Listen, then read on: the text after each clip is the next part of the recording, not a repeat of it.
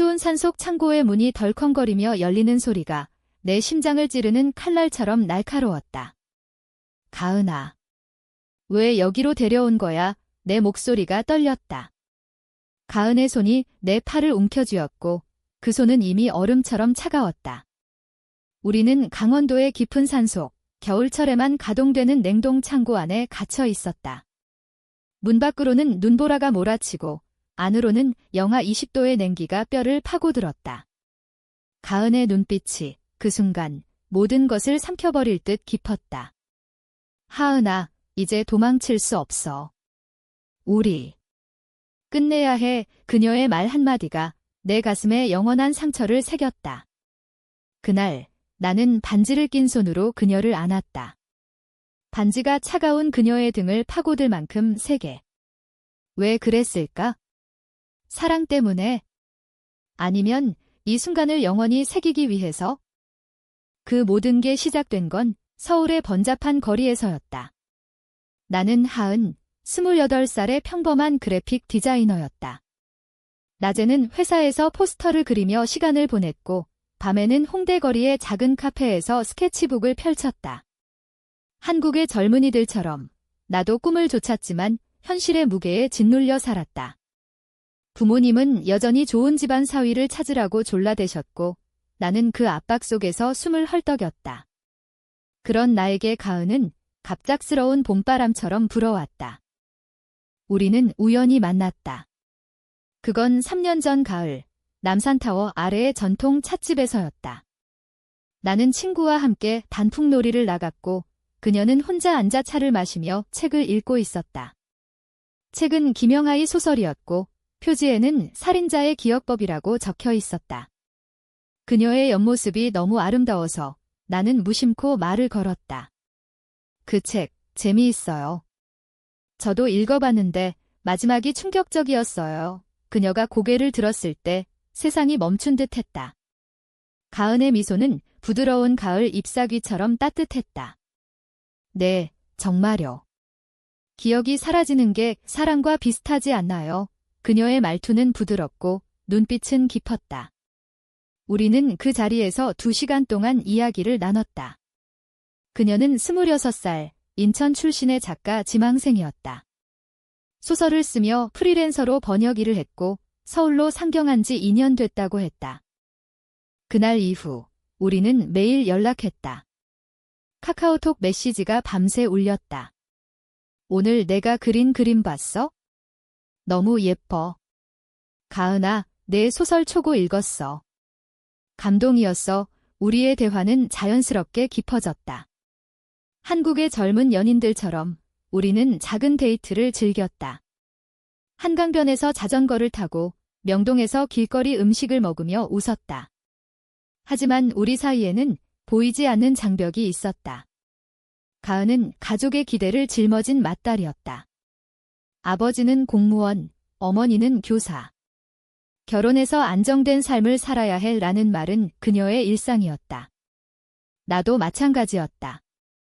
어머니의 전화는 항상 전재 남자친구 소개시켜줄 거야, 로 시작됐다. 처음으로 그녀를 안았던 날은 겨울의 시작이었다. 우리는 북촌 한옥마을의 작은 게스트하우스에 머물렀다. 눈이 살짝 내리는 밤, 우리는 전통 한복을 입고 산책했다. 가은의 손이 내 손을 스쳤을 때 전기가 통하는 듯 했다. 하은아. 나, 너한테 끌려. 그녀의 고백은 속삭임처럼 나왔다. 나는 그녀를 끌어안았다. 그 순간 세상의 모든 차가운 바람이 멎었다. 우리의 키스는 부드럽고 떨림이 가득했다. 한국의 전통적인 로맨스처럼 우리의 사랑은 조용히 피어났다. 하지만 그 사랑은 곧 시련의 그늘 아래 놓이게 될 터였다. 시간이 흘러 우리는 더 깊이 빠져들었다. 가은은 내 작은 원룸에 자주 왔다. 우리는 함께 김치찌개를 끓이며 웃었고 K-드라마를 보며 서로의 어깨에 기대었다. 사랑의 불시착처럼 우리의 이야기도 국경을 넘어선 듯 했다. 하지만 현실은 드라마가 아니었다.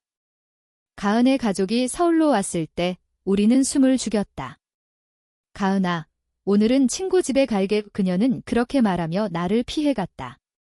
나는 창밖을 보며 가슴이 저렸다. 한국 사회의 보수적인 시선이 우리를 옥죄고 있었다. 동성애는 여전히 지상한 것으로 여겨졌고 뉴스에서는 LGBTQ 권익을 외치는 목소리가 희미하게 들려올 뿐이었다. 그럼에도 우리는 약속했다. 언젠가 우리 둘이서 산속 작은 집에서 살자. 눈 내리는 창고처럼 조용한 곳에서 가은의 말이었다. 나는 그 말을 믿었다. 반지를 사는 날, 우리는 명동의 작은 보석 가게에 갔다. 은반지였다. 이게 우리 약속이야. 나는 그녀의 손가락에 끼워주며 속삭였다. 반지는 단순했지만 우리의 사랑처럼 빛났다. 하지만 그 반지는 곧 피의 상징이 될 줄 알았을까? 봄이 왔을 때 우리의 사랑은 절정에 달했다. 가은의 첫 소설이 출간됐다. 제목은 겨울의 속삭임. 그 안에 우리의 이야기가 녹아 있었다. 주인공 두 여인이 눈 덮인 산에서 서로를 찾는 이야기. 출판 기념회는 홍대 클럽하우스에서 열렸다. 친구들, 지인들, 그리고 나와 가은이 무대에 서서 책을 읽을 때 나는 눈물을 참았다. 이 소설은 내 가장 소중한 사람에게 바치는 거예요. 그녀의 시선이 나를 향했다. 그 순간 박수가 터졌다. 하지만 그 박수 속에 독이 스며들고 있었다. 가은의 여동생, 지은이가 그 자리에 있었다. 지은이는 대학생으로 가족의 현대적인 목소리였다. 하지만 그녀의 눈빛은 차가웠다. 행사 후 지은이가 나를 끌어당겼다. 언니가 왜 너랑 그렇게 가까워? 이상해. 그녀의 말은 날카로웠다. 나는 웃으며 대답했다. 그냥 좋은 친구야. 하지만 지은이는 알았다. 그녀는 가은의 핸드폰을 훔쳐봤다고 나중에 털어놓았다. 언니, 너 때문에 망칠 거야. 우리 가족은 그런 걸 용납 안 해. 그날부터 균열이 생겼다. 가은은 점점 멀어졌다. 하은아, 요즘 바빠. 소설 마감 때문에 메시지가 뜸해졌다. 나는 기다렸다. 한국의 연인들은 그렇게 기다리기 마련이다. 태양의 후예처럼 인내가 사랑의 증거라 믿으며. 하지만 기다림은 고통이었다. 어느 날 가은이 갑자기 전화했다. 우리 만나자. 중요한 얘기 있어. 우리는 한강공원으로 갔다. 벚꽃이 흩날리는 4월, 로맨틱한 장소였다. 하지만 그녀의 표정은 어두웠다. 하은아. 가족이 알아. 지은이가 말했어. 아버지가. 화나셨어. 가은의 눈에 눈물이 고였다. 그녀의 아버지는 전통적인 한국 가정의 가장이었다. 여자는 남자와 결혼해야 해. 그게 자연스러운 거야. 그의 말은 가은의 가슴을 찔렀다. 어머니는 울며 말했다. 가은아, 내가 왜 그래? 정신과 가봐. 한국 사회의 편견이 가족의 사랑을 도구로 바꿔놓았다. 가은은 나를 보며 속삭였다. 미안해. 나 포기할 수 없어. 나는 그녀의 손을 잡았다. 우리가 함께 싸우자.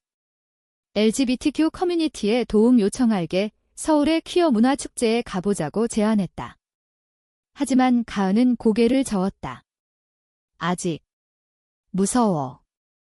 그 후 우리는 비밀스러운 만남을 이어갔다. 주말에만 인천의 작은 해변으로 도망쳤다. 바다를 보며 우리는 꿈을 나눴다. 언젠가 캐나다로 이민 가자. 거기선 우리처럼 사는 사람들이 많아. 가은의 말에 나는 웃었다. 하지만 현실은 우리를 쫓아왔다. 회사에서 소문이 돌았다. 하은 씨, 그 여자랑 뭐야? 동성애자냐? 동료들의 속삭임이 내 일상을 갉아먹었다. 나는 직장을 그만두고 프리랜서로 전환했다. 가은도 출판사와의 계약이 깨졌다. 내 소설, 주제가 너무 민감해. 편집자의 말이었다. 여름이 깊어질 무렵 반전이 왔다. 가은의 가족이 화해를 제안했다. 가은아, 용서할게. 하지만 그 관계는 끊어 아버지의 조건이었다. 가은은 나에게 말했다. 하은아, 잠시 떨어져 있자. 가족을 설득하게 나는 믿었다. 반지를 빼지 않았다. 하지만 그 잠시는 영원처럼 길었다. 가은의 메시지가 멈췄다. 전화는 받지 않았다. 나는 미칠 것 같았다. 서울의 밤거리를 헤매며 술집에서 울었다. 한국의 젊은 여성들은 그렇게 사랑의 상처를 홀로 삼킨다. 가을이 다시 왔을 때 나는 결심했다. 가은의 집으로 갔다. 인천의 아파트, 문을 두드렸다. 열어준 건 지은이었다. 언니는 여행 갔어. 그녀의 눈빛이 거짓이었다. 나는 안으로 들어갔다. 가은의 방, 책상 위에 우리 사진이 있었다. 찢어진 채로. 가은이가 너 때문에 아파해 지은이가 말했다. 그 순간 나는 알았다. 반역이었다. 가은이 가족의 압박에 굴복한 게 아니라 나를 배신한 게 아니었다. 아니, 어쩌면 그건 사랑의 또 다른 형태일까? 겨울이 다가오던 그날, 나는 가은을 찾기 위해 강원도로 향했다. 그녀가 소설 속에서 언급한 눈 내리는 산속 마을. 내 꿈의 장소야 그녀의 말이었다. 나는 차를 몰고 4시간을 달렸다. 눈보라가 몰아치는 고속도로, 라디오에서는 트로트가 흘렀다. 사랑은 눈물의 맛이라는 노래가 내 심장을 울렸다. 한국의 겨울 여행은 로맨틱하지만 외로운 사람에게는 고독의 증폭기였다. 마을에 도착했을 때 이미 해가 저물었다. 나는 여관에 짐을 풀고 주변을 물었다. 가은 씨. 아, 그 젊은 여자가? 냉동 창고 쪽으로 갔어요. 겨울철 일용직으로 일하던데 창고는 산중턱에 있었다. 사과 농장의 냉동시설, 여름에 수확한 과일을 보관하는 곳, 왜 가은이 거기서 일할까? 그녀의 소설 속 장소와 닮아 있었다. 나는 눈밭을 헤치며 올랐다. 발이 미끄러질 때마다 가슴이 철렁했다. 창고 문 앞에 도착했을 때 불빛이 새어나왔다. 나는 문을 밀었다. 차가운 공기가 얼굴을 때렸다. 안에는 상자 더미와 가은의 모습이 있었다. 그녀는 작업복을 입고 과일 상자를 나르고 있었다. 가은아, 내 외침에 그녀가 돌아봤다. 눈이 커졌다. 하은아. 어떻게 여길? 그녀의 목소리가 떨렸다. 나는 달려가 그녀를 안았다. 너 없이 못 살겠어. 왜 사라진 거야? 가은은 내 등을 토닥였다. 미안해. 가족이 강제로 데려갔어. 나 도망쳤어. 여기서 숨어 지내. 우리는 창고 구석에 앉았다. 그녀의 이야기가 쏟아졌다. 가족의 압박은 극에 달했다. 아버지가 집에서 나오지 마라고 문을 잠갔고 어머니는 매일 울었다. 지은이는 언니, 정신 차려라고 소리쳤다. 가은은 견디다 못해 비밀리에 짐을 싸고 인천을 떠났다. 소설 돈으로 버티고 있어? 하지만 추워 그녀의 손이 떨렸다. 나는 외투를 벗어 덮어주었다. 나랑 같이 가자. 서울로 돌아가. 하지만 가은은 고개를 저었다. 아직 무서워. 사회가 우리를 용납하지 않아. 우리는 밤새 이야기를 나눴다. 창고의 냉기는 우리를 옥죄었지만 그 안에서 우리의 사랑은 타오르는 불꽃처럼 느껴졌다. 한국의 전통적인 한의 감정이 우리를 감쌌다. 억압된 사랑의 아픔, 가족의 기대, 사회의 시선. 가은은 속삭였다. 하은아, 내 반지. 아직 끼고 있네. 나는 고개를 끄덕였다. 이게 우리 약속이잖아. 다음 날 눈보라가 더 세게 불었다. 창고 문이 얼어붙어 열리지 않았다. 우리는 갇혔다. 전화 신호도 끊겼다. 이게 운명인가? 가은이 웃었다. 하지만 그 웃음 뒤에 공포가 있었다. 냉기는 점점 심해졌다. 우리는 서로를 안고 체온을 나눴다. 기억나. 우리 첫 데이트, 남산에서 나는 이야기를 시작했다. 가은이 웃으며 맞장구 쳤다. 차 한 잔 마시며 미래를 꿈꿨지. 우리는 추억으로 추위를 견뎠다. 밤이 깊어질 무렵 가은의 상태가 나빠졌다. 추워. 하은아, 그녀의 입술이 파랗게 질렸다. 나는 반지를 빼서 그녀의 손에 쥐어주었다. 이 반지로 나를 느껴. 나는 그녀를 안았다. 그 순간 문밖에서 소리가 났다. 누군가 문을 두드렸다. 가은 씨. 문 열어요. 지은이의 목소리였다. 어떻게 알았을까? 가은의 위치를 추적한 모양이었다. 문이 열리자 지은이와 가족이 눈밭을 뚫고 들어왔다. 아버지의 얼굴이 창백했다. 가은아. 왜 이래? 가족의 등장으로 창고는 아수라장이 됐다. 아버지가 가은을 끌어안으려 했지만 그녀는 나를 놓지 않았다.